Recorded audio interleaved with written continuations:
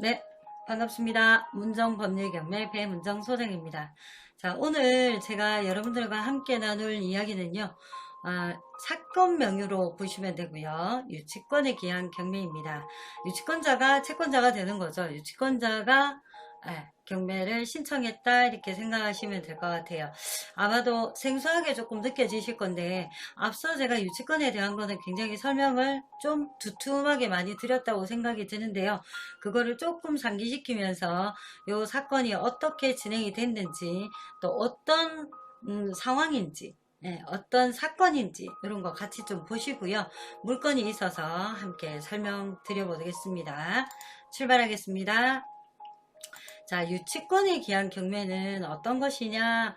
유치권이란 다른 사람의 물건이나 유가증권을 담보로 해서 빌려준 돈을 받을 때까지 그 물건을 유치하는 것, 그런 권리를 말합니다. 그러니까 이제 세탁소 저번에 설명 한번 드렸었고요. 시계 수리공 이렇게 한번 설명드린 적이 있습니다. 자, 유치권의 권리는요, 채권의 변제를 받기 위해 유치권을 경매할 수 있답니다. 그래서 사건 명의 유치권에 기한 경매입니다. 유치권자가 보통 이제 우리가 낙찰을 받게 되면 유치권이라는 거는 소멸되지 않고 인수되는 인수주의를 취하고 있죠. 내가 유치권자가 경매를 넣지 않았을 때는 네, 유치권이 낙찰자에게 인수되지만 자, 다음 볼게요. 유치권자가 유치권에 기한 경매를 진행했을 때는 소멸주의를 취한다고 합니다. 자, 담보권 실행을 위한 경매에 있어서는 매각에 의해서 부동산 위에 존재하는 제한 물건 등이 소멸한다. 이거는 유치권자가 경매를 진행했을 때입니다. 그래서 유치권에 기한 경매에 대한 거가 소멸주의를 취하기 때문에 다른 타 물건 임의 경매를 진행한다든지 다른 채권자가 경매를 진행했을 때 유치권이 살아 있으면 그 유치권은 인수되지만 유치권자가 네, 유치권에 기한 경매를 진행했을 때는 소멸주의이다. 그래서 좀 부담이 없을 수 있겠다는 생각이 드시죠? 네, 그렇게 생각하시면 되고요. 요거는 형식적 경매입니다. 유치권에 의한 경매는 담보권 실행을 위한 경매 이해에 따라 실시한다. 민사집행법에 나와 있는 내용이고요. 그럼 법에 대해서 판결이 나온 거를 몇 개 살펴보도록 하겠습니다. 자, 유치권에 기한 경매 신청 시 매각 조건의 인수주의, 소멸주의에 따라 경매 법원에서 소멸주의를 취하면 유치권에 의한 경매도 강제 경매나 담보권 실행을 위한 경매와 마찬가지로 목적 부동산 위의 부담을 소멸시키는 것을 법정 매각 조건으로 하여 실시되고 우선 채권자뿐만 아니라 일반 채권자의 배당 요구도 허용되며 유치권자는 일반 채권자와 동일한 순위로 배당을 받을 수 있다고 봄이 상당하다. 자, 대법원 판결의 2010마 1059 판결인데요. 이거는 어떤 내용이냐면 제가 대략적으로 설명드리면 아까 번에 소멸주의를 취한다고 했습니다. 유치권자가 경매를 진행했을 때. 자, 그러면 담보권 실행이나 일반 가압류에 대한 채권자 등은 순위별로 배당을 똑같이 받아간다 이렇게 생각하시면 될 것입니다. 자, 다음은요. 부동산에 관한 강제경매 또는 반복권 실행을 위한 경매 절차에서의 매수인은 유치권자에게 그 유치권을 담보로 하는 채권을 변제할 책임이 있고, 맞죠? 뭐 인테리어 수리했는데 돈을 안 주면 보통 그 공사업자가 유치권 행사를 하죠. 그런 내용이고요.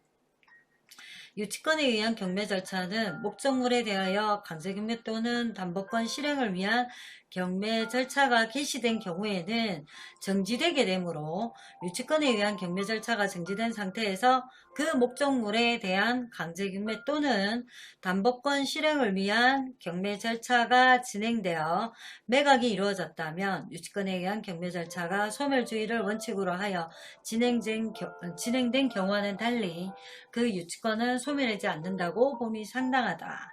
법원 2011 35,593 판결이라고 되어 있는데요. 이거는 뭐냐면 경매권이 유치권자가 경매를 진행했는데 임의경매, 강제경매로 또다시 경매가 진행이 되었다면 그 임의경매로 매각이 되었으면 유치권의 기한 경매가 진행이 된 게 아니므로 인수주의를 취한다. 이렇게 생각하시면 될 것 같아요. 자, 일단은 우리가 생각하고 있을 때 은행권이 임의경매죠. 자, 담보권 실행 임의경매로 진행을 했는데 거기에 유치권이 있었다. 그러면 인수주의를 취한다 라고 생각하시면 될 것 같고요. 뭐 담보권 실행도 있고 가압류도 있고 압류도 있고 다 있으나 유치권자가 유치권에 기한 경매를 실행했다. 그러면 유치권은 소멸한다. 그래서 인수주의와 소멸주의에 대해서 판결이 나온 거를 제가 나눠놨습니다. 자, 그러면 자, 실질적 경매, 형식적 경매 요거를 제가 대충 조금 간략하게 설명을 드려보자면요. 자, 실질적 경매는요, 자기 채권의 만족을 위해 목적에 행해지는 경매. 자, 이거는 은행권, 개인 채권 뭐 이런 것들이 자기가 빌려준 돈을 받기 위해서 실행하는 임의경매, 감세경매, 통상적인 경매예요. 이제 우리가 많이 보는 빚을 갚아야 빚쟁이가 뭐 경매 넘긴 그런 사건들이 이제 실질적 경매라고 보시면 되고요. 형식적 경매는 경매 채무자에 대한 채권 없이 진행되는 경매, 이제 형식적 경매는 보통 공유물 분할 경매 뭐 이런 것들이요. 그 다음에 이제 지금처럼 형식적 경매는 주권에 기한 경매 이렇게 보시면 될 것 같습니다. 자, 대략적으로 설명은 대충 드린 것 같고요. 이번에 울산지방법원에서 경매건이 하나 나와서 제가 요 부분을 설명드리고자 시작을 하게 되었습니다. 자, 그러면 같이 한번 보도록 할게요. 네, 울산지방법원에서 진행되는 사건이고요. 사건명이 이제 보시면 임의경매인데 유치권에 기한 경매. 자, 울산지방법원에서 한 10여 년 정도 한 것 같아요. 그런데 이제 유치권에 기한 경매는 아마도 이 사건이 처음이 아닐까 하는 생각이 듭니다. 왜냐하면 유치권자는 어차피 경매로 넘어가도 인수수의를 취하기 때문에 낙찰자가 부담을 해야 되겠죠. 그래서 진정한 유치권자라면 대개는 이렇게 경매로 진행이 잘 안 된다 보시면 될 것 같아요. 자, 그런데 이 유치권자는 경매로 진행을 했습니다. 네, 같이 한번 살펴볼까요? 주소지는 진아리 337-14외 한 필지고요. 총 토지 면적이 648.26평. 토지가 좀 면적이 넓은 편이죠. 우리 금액대도 감정 20억이고 2차 금액은 14억 6천 정도 되고요. 333에 14번지 있고 24번지 있습니다. 자, 참고사항에 보니까 진아리에는 337에 14번지 하는 컨테이너 있네요. 보통 이제 그 토지를 개간하거나 개발할 때는 거기에 이제 뭐 이렇게 사무실도 해야 되고 뭐 이제 이모들도 조금씩 쉼터가 있어야 되기 때문에 컨테이너 많이 놔두죠. 일단 요거는 매각에서 제외되기 때문에 만약에 경락 후에는 인도를 요청하거나 아니면은 집행을 진행하시면 될 것 같아요. 자, 사진은 제가 이렇게 쭉 내리면은 사진이 나오니까요. 대략적으로 이제 설명만 일단 먼저 드려보겠습니다. 해양 파출소 인근에 있고요. 간절곶 인근에 있고 학교도 있고 주변에 이제 뭐 근린 공원이나 소나무 숲도 있고 일단 그렇게 보시면 될 것 같습니다. 그리고 이제 본 사건은 6m, 8m 코너 물고 있네요. 뭐 해양강변 좋은 주택, 네, 이제 건축을 했을 때 이거는 이제 제 생각을 적어 놓은 거고요. 그다음에 이제 인근에 위치하는 간절곶 일대도 있고 뭐 여러 가지 관공 아니 저기 왜 이제 그 쉼터 같은 거 간절곶 관광 휴양소가 있다고 보시면 될 것 같아요. 그렇게 안 해도 서생면은 뭐 일단 나들목도 있고 해서 이 접근성이 예전보다는 굉장히 좋아진 걸로 제가 기억하고 있습니다.